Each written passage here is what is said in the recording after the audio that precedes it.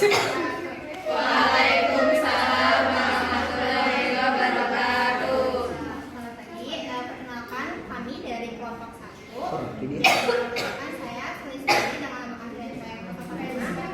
Saya Indrian dengan nomor NPM 052. Saya Anissa Adelia Firjati dengan nomor antrian 115. Saya Nora Azizah dengan nomor NPM 39. Kami di sini akan menjelaskan tentang strategi pengembangan profesi guru yang meliputi 3 poin, yaitu yang pertama ada strategi pengembangan diri, lalu kedua ada alur dan kebijakan pengembangan profesi dan karir guru, dan yang ketiga ada jenis program pendidikan dan latihan atau diklat guru. Baik, akan dilanjutkan ke Yang pertama ada strategi pengembangan diri, dimulai dari strategi harian guru. Di sini ada 4 subcabang utama. Yang pertama ada pengembangan diri. Guru tidak boleh belajar sendirian, mereka harus ikut diklat fungsional. Mereka harus ikut diklat fungsional atau pelatihan resmi dan aktif di KKG atau MGMP. Ini adalah wadah diskusi antar guru untuk memecahkan masalah di kelas. Yang kedua ada publikasi ilmiah. Guru berperan sebagai ilmuwan, mereka wajib membuat penelitian atau PTK untuk memperbaiki cara mengajar dan menulis. Lalu guru menulis buku teks agar ilmunya dipakai secara nasional. Yang ketiga ada karya inovatif. Guru harus kreatif, bisa dengan menciptakan teknologi atau alat peraga. Misalnya membuat simulasi tata surya atau menciptakan karya seni untuk metode pembelajaran. Yang terakhir ada literasi digital. Ini itu tuntutan zaman. Guru harus mahir menggunakan platform PMM untuk ambil modul ajar dan mulai adaptasi AI seperti menggunakan ChatGPT untuk membantu administrasi guru.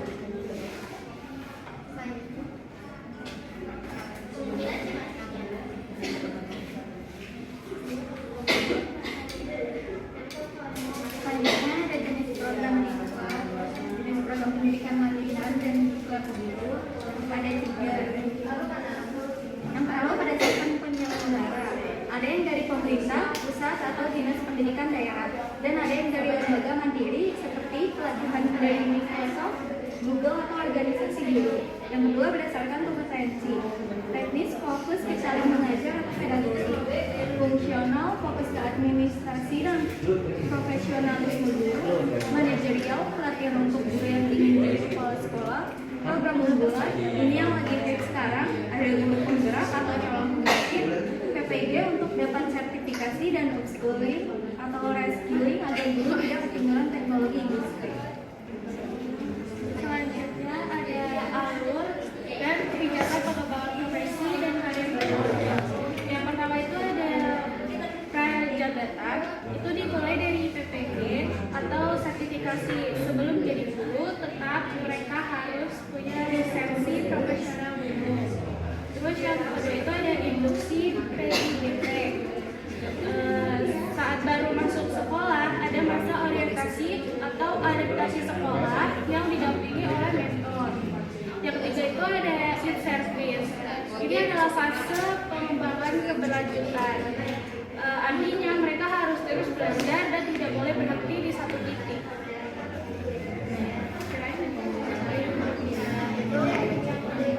itu yang bisa kami sampaikan. Kurang lebihnya mohon maaf atas perkataan yang salah. Kami tutup. Assalamualaikum warahmatullahi wabarakatuh. Waalaikumsalam warahmatullahi wabarakatuh. Assalamualaikum warahmatullahi wabarakatuh. Waalaikumsalam warahmatullahi wabarakatuh. Selamat pagi semuanya. Kami dari kelompok 2 yang memperkenalkan saya sendiri, Adi Nurlianto, nomor NPM hampir 057. Saya Aprilia Aini dan NPM masih 019. Saya Wahida Mulia dengan nomor antrian NPM 150. Saya Sugiana dengan nomor NPM masih 151. Saya Tutul Margi dengan nomor NPM 150. Saya Rudin Nizar dengan NPM 085. Jadi kami di sini akan berdiskusikan mengenai pemetaan pengembangan profesi guru. Nah, ini terdiri dari 3. Yang pertama ada strategi, alur, dan diklat.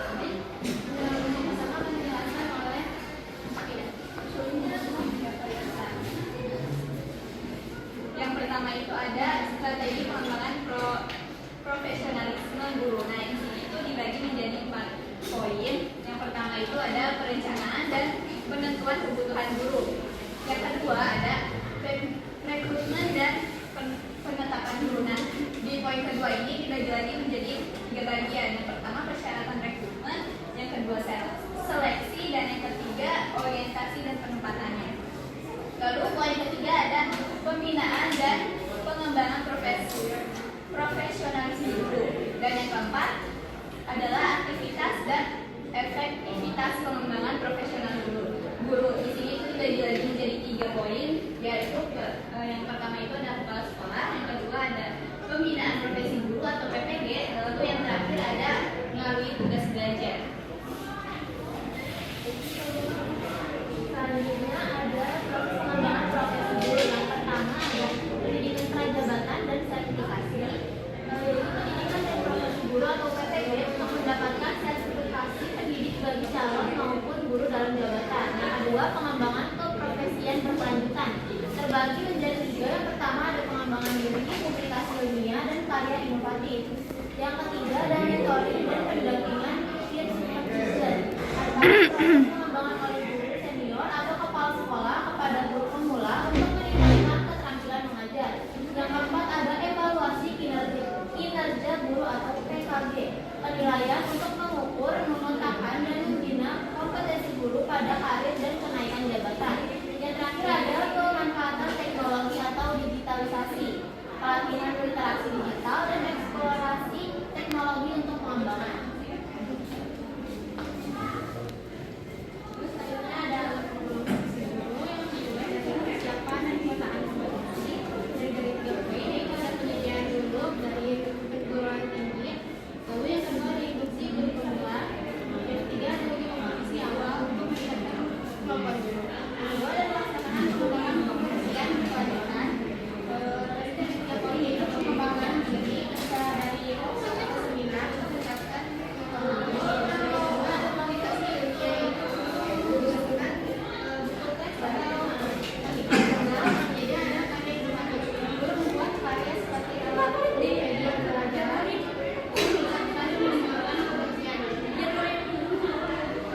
Selanjutnya ada penilaian kinerja guru dalam pelaksanaannya, pengamat, pemantauan dan penilaian perilaku dan performa kerja guru oleh kepala sekolah atau tim penilai. Penilaiannya ialah hasil PKG digunakan untuk menentukan nilai angka kreatif kinerja. Yang keempat ada penilaian dan evaluasi pengembangan karir. Di poin 1 penulisan mengevaluasi, yang kedua ada penetapan angka dan karir. Selanjutnya ada tindak lanjut kemampuan pembinaan karir. Hasil evaluasi ini ialah digunakan sebagai dasar untuk mereka kegiatan PKG, namun berikutnya memastikan proses meningkat dan berkesinambungan. Selanjutnya ada diklat pengembangan profesi guru.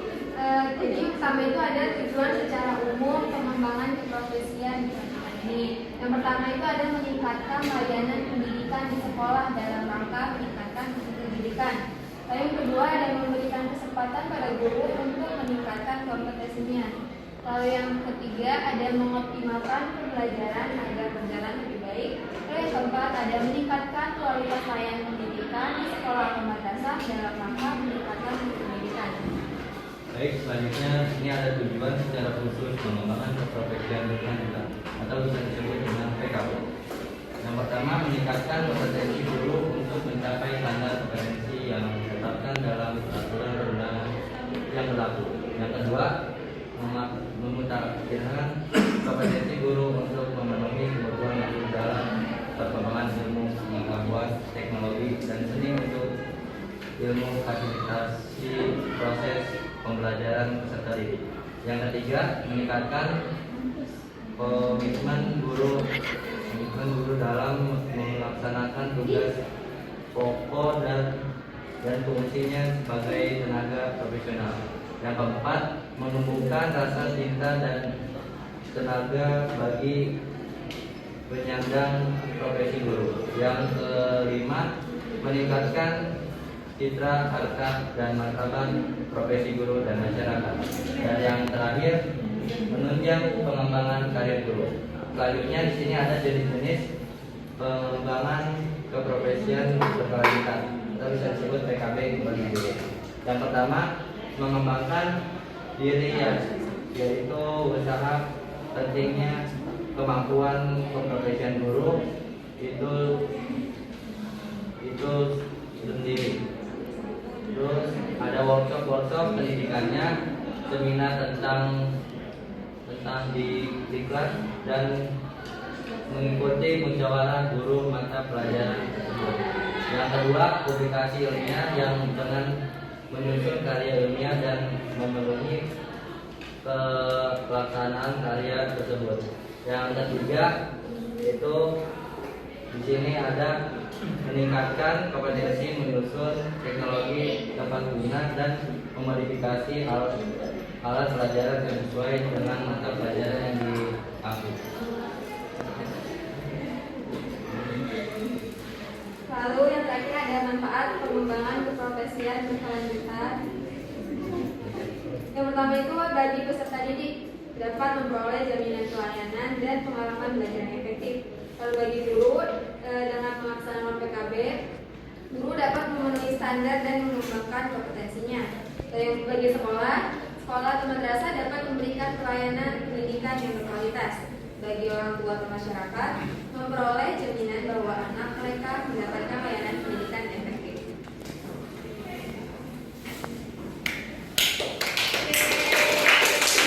Itulah penjelasan mengenai konsep pemetaan pengembangan profesi guru. Wassalamualaikum warahmatullahi wabarakatuh. Waalaikumsalam warahmatullahi wabarakatuh. Assalamualaikum warahmatullahi wabarakatuh.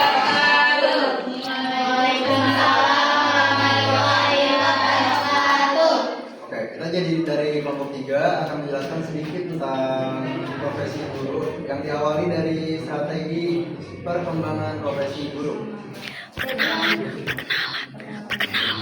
Sebelumnya perkenalkan, nama saya Dea Ramadhani dengan nomor NPM akhir 121. Saya Maida Almadini dengan nomor akhir NPM 138. Saya Muhammad Murad.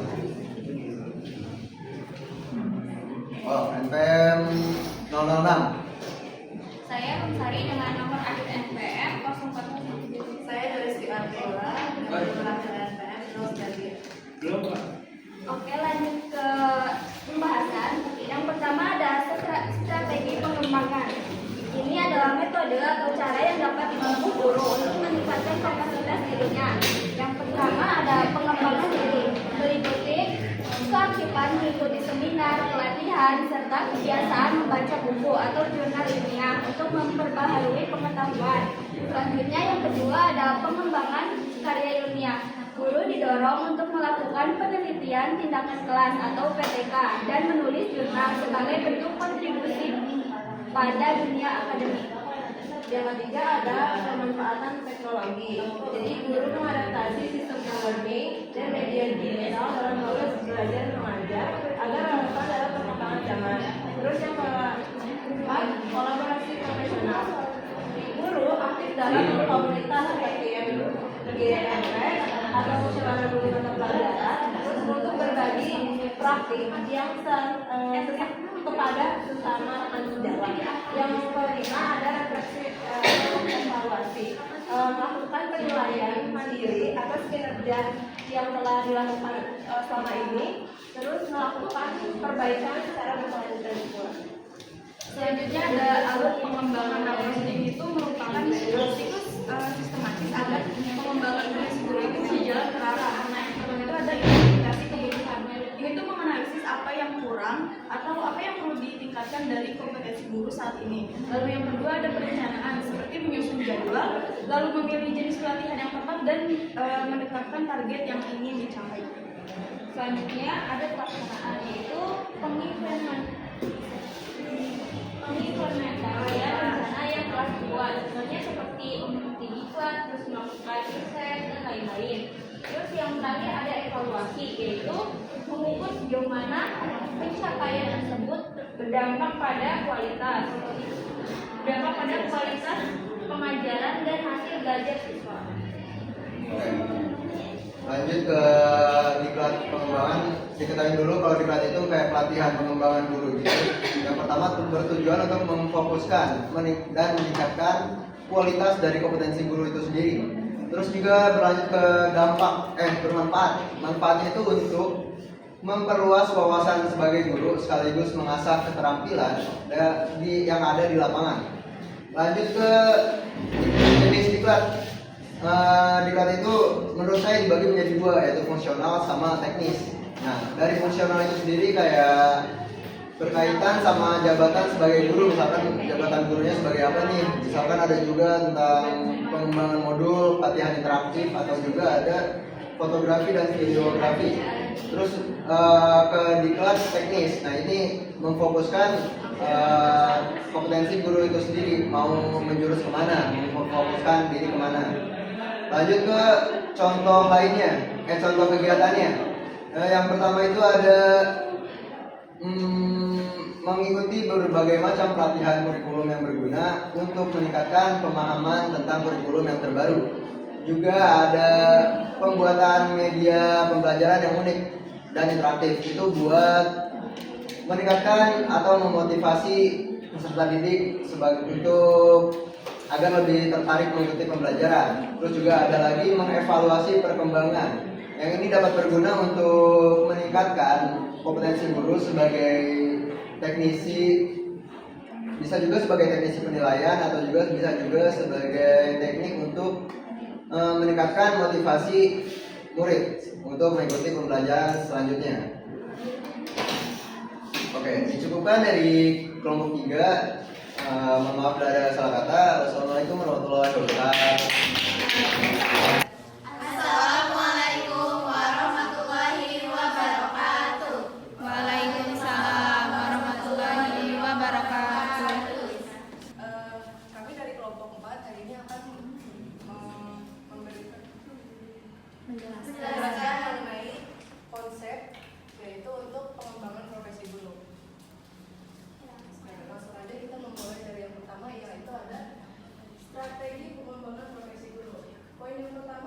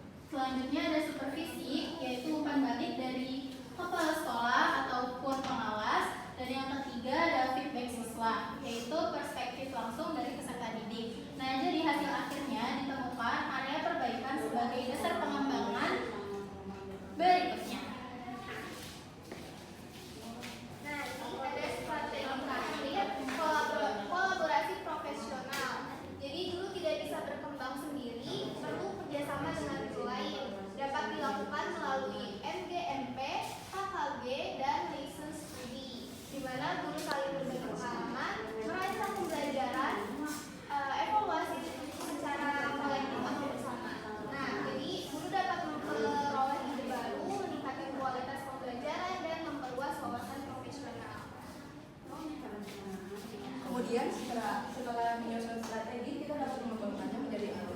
Yang pertama ada identifikasi kebutuhan. Nah, pada tahap ini, yang pertama ada analisis kompetensi, yang dimana identifikasi kemampuan guru yang sudah dimiliki dan yang perlu ditingkatkan. Kemudian ada evaluasi kerja, yaitu menilai hasil kerja untuk mengetahui kekurangan dan kelebihan. Selanjutnya yang kedua ada perencanaan, yaitu menentukan tujuan, menetapkan target pengembangannya yang ingin dicapai. Lalu yang kedua menyusun program, yaitu merancang kegiatan atau langkah yang akan dilakukan untuk mencapai tujuan tersebut. Selanjutnya yang ketiga ada pelaksanaan. Yang pertama ada diklat, itu mengikuti pendidikan dan pelatihan untuk meningkatkan kompetensi. Yang kedua ada workshop, yaitu kegiatan pelatihan praktis untuk menambah keterampilan. Yang ketiga ada grafik project, menerapkan hasil pelatihan langsung dalam proses pembelajaran. Selanjutnya yang keempat dari alur pengembangan profesi guru ada evaluasi. Nah, yang pertama ada penilaian hasil untuk mengukur sejauh mana tujuan pengembangan tercapai. Nah, yang kedua ada refleksi, yaitu meninjau kembali proses yang telah dilakukan untuk perbaikan.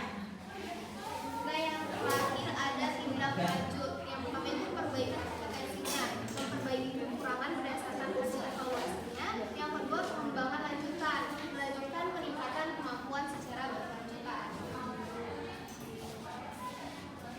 Baik, setelah alur pengembangan dikerjakan, kemudian ada pula pendidikan dan pelatihan yang ingin disertakan.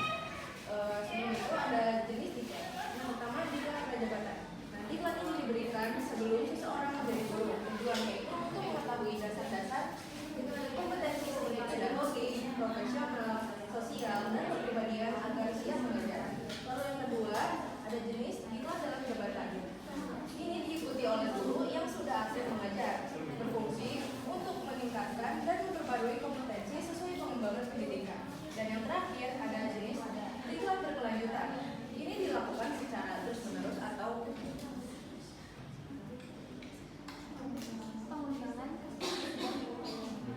lalu ada PKB, yaitu pengembangan keprofesian berkelanjutan. Guru terus belajar melalui pelatihan, seminar, dan kegiatan ilmiah agar tidak tertinggal di zaman. Selanjutnya ada bentuk diklat, yaitu salah satunya ada seminar. Seminar adalah kegiatan ilmiah untuk menambah pengetahuan baru dalam dunia pendidikan. Selanjutnya ada workshop, yaitu kegiatan praktik langsung, misalnya membuat media pembelajaran atau menyusun perangkat ajar. Selanjutnya ada pelatihan online, yaitu berbasis digital yang fleksibel. Yang terakhir ada bimbingan teknis, yaitu pelatihan teknis yang lebih spesifik seperti penggunaan aplikasi, pembelajaran atau sistem penilaian. Selanjutnya yang ketiga ada tujuan diklat. Yang pertama meningkatkan kompetensi guru. Guru menjadi lebih terampil dalam mengajar dan mengelola pembelajaran. Yang kedua ada adaptasi kurikulum. Guru mampu menyelesaikan diri dengan perubahan kurikulum dan kebijakan pendidikan. Yang ketiga adalah meningkatkan profesionalisme, membentuk guru yang bertanggung jawab, berdiri dan beretika. Selanjutnya yang keempat ada materi diklat. Nah, materi diklat itu ada 3. Yang pertama strategi pembelajaran. Nah, dari strategi pembelajaran ini mengikuti metode, model, dan pendekatan pembelajaran yang inovatif. Lalu yang kedua ada penilaian pembelajaran, yaitu teknik evaluasi hasil siswa seperti penilaian dan autentik. Nah, yang ketiga ada teknologi pendidikan. Teknologi pendidikan itu seperti pemanfaatan media digital, e-learning, dan aplikasi pembelajaran. Dan selanjutnya yang terakhir ada dampak diklat. Yang pertama peningkatan kualitas mengajar. Guru lebih kreatif, inovatif, dan efektif dalam mengajar. Yang kedua ada peningkatan kinerja guru. Guru bekerja lebih profesional dan terarah. Yang ketiga ada peningkatan hasil belajar siswa-siswa. Jadi lebih mudah memahami materi dan hasil belajar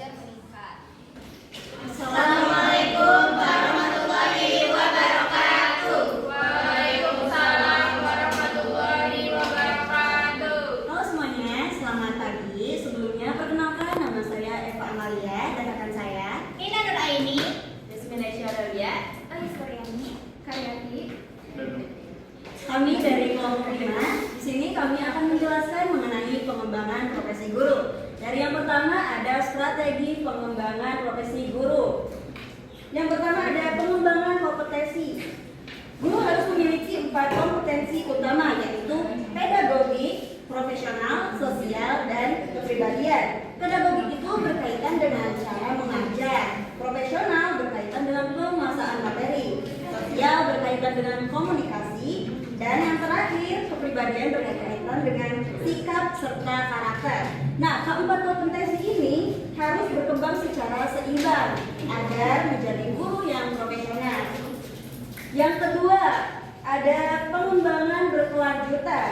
Jadi, pengembangan profesi guru itu tidak hanya berhenti di pengembangan kompetensi saja, tetapi dilakukan secara terus-menerus. Bentuknya bisa berupa mengikuti seminar, menulis karya ilmiah, atau membuat inovasi pembelajaran. Yang penting tujuannya agar guru tersebut selalu berkembang dan mengikuti perubahan zaman.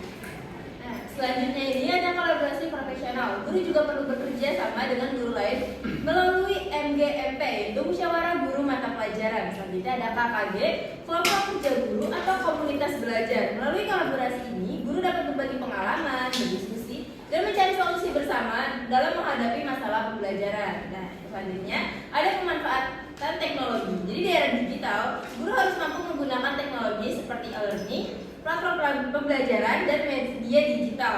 Pemanfaat teknologi ini membuat pembelajaran lebih menarik, interaktif, dan efektif ya teman-teman. Selanjutnya, untuk selanjutnya sendiri itu dalam proses terakhirnya itu akan ada refleksi dan evaluasi ya. Jadi seorang pendidik sendiri harus merefleksikan apa yang sudah diajarkan agar bisa meningkatkan kualitas dari apa yang akan diajarkan selanjutnya. Lalu kita masuk ke dalam alur pengembangan profesi guru.